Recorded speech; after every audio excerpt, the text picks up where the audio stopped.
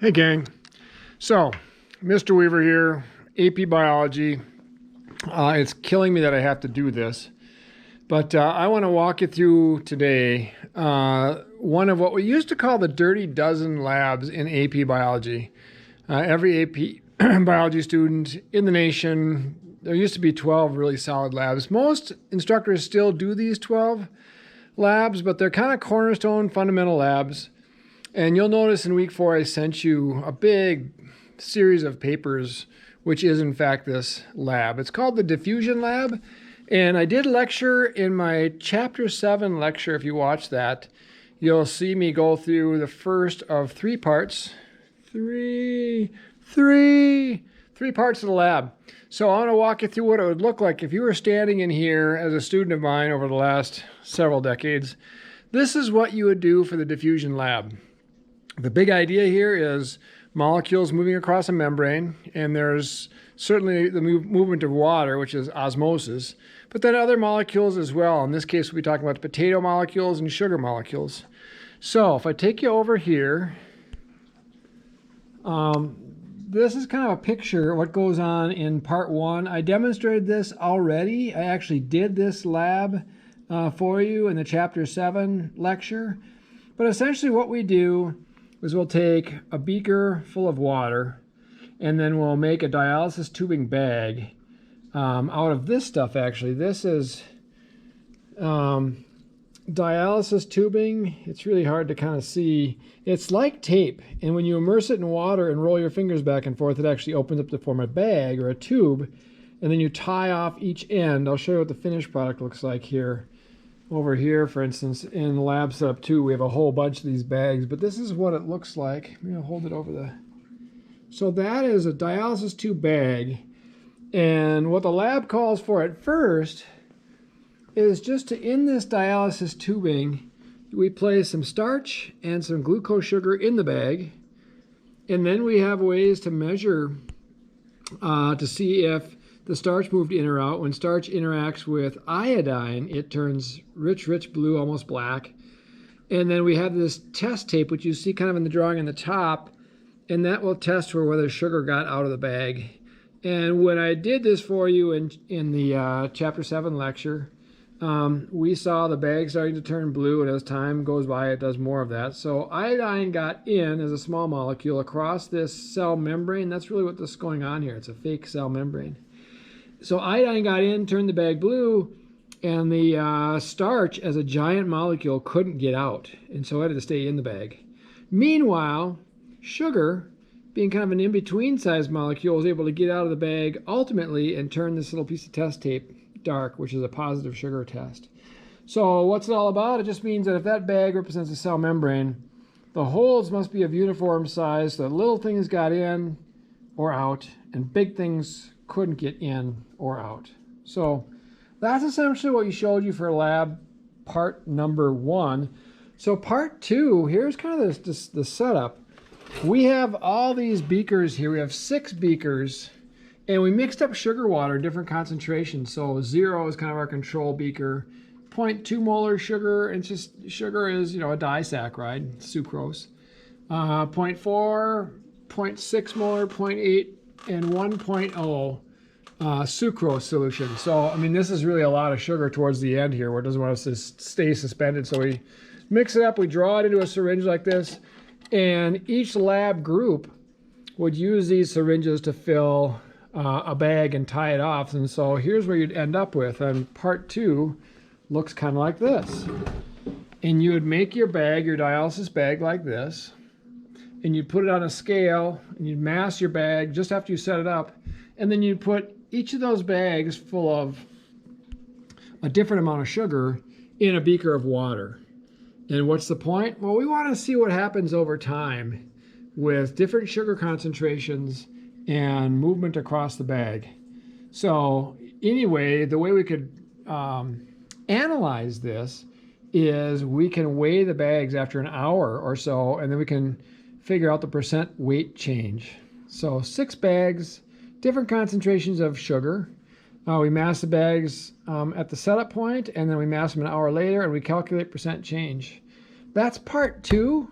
Any predictions as to what would happen? You know, do the bags get bigger? Do the bags get smaller? What goes across the membrane? What we have to work with here is sucrose, sugar, and water are the two things in the beakers. Just different concentrations of sugar. And so when you're done with that, or what we typically do is have students have teams of 2, and then one person would set that setup up, number 2. Part number 1 we do as a class, and then part number 3 here is kind of a similar concept, but there's a new curveball. So you can see I got a potato here, and the idea is we can make potato cores. They're kind of cute little French fries. And I just stick this in here, and then I use, I'll see if I can demonstrate this. And I can just use my little plunger, and I can shove that out of there, that potato core out. And it's a cute little French fry. So what we do is students would take 6 little French fries, if you will, 6 little potato cores, and place them each of these beakers, kind of like last time. This time, though, instead of the sugar water being inside of something, in last case it was a bag, in this case we're going to put the sugar water on the outside. So 0 sugar, 2, 4, 6, 8, and finally, I should be saying that, 0.2, 0.4, 0.6, 0.8, and 1.0 molar sugar. So more and more sugary water. And the thing that we'd kind of expect here is that potato cores, they have their own amount of sugar inside. So if we read this as to section 3, it says different sugar concentrations on the outside of 6 potato cores. Once again, we weigh the cores before we start, and then we put them in there for, I think we typically wait a little bit longer, like 24 hours, and we weigh them again, and we calculate percent change over time. But here's what's worth noting here, is that potatoes have some amount of sugar already inside their cells. So one of these might cause the potato to shrink, one of these might cause the potatoes to swell, and one of them might be kind of close to the same concentration of sugar, and their mass wouldn't change. So it might have pluses and minuses in terms of what happens over time in this setup, unlike the other setup next door. So that is part 3. So I have sent you essentially this lab packet, is now available. But what I did is I took some student data from last year, and there's 2 pages. This is the potato core change over time, and you'll notice there's some positives and negatives here. So your job is to average those, create a column, and then graph that column ultimately in this lab.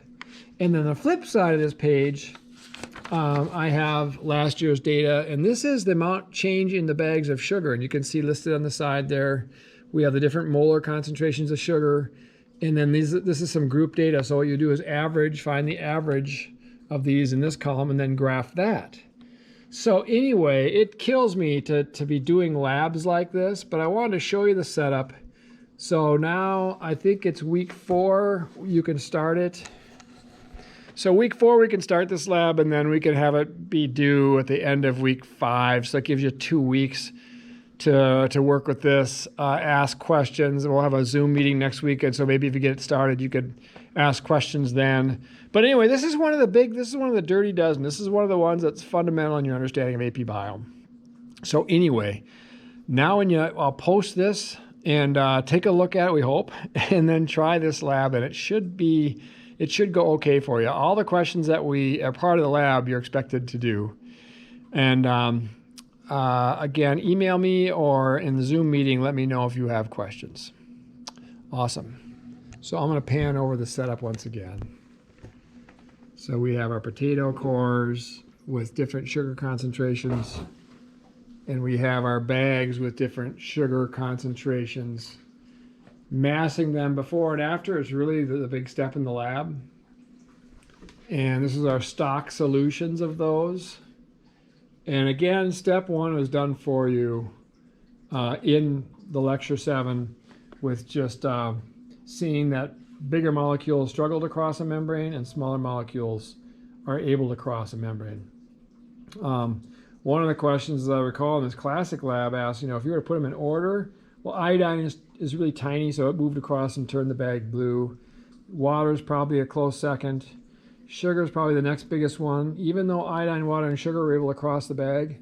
And then lastly, the starch is a ginormous molecule and couldn't cross. So this is the classic diffusion lab done in most biology classrooms across the country.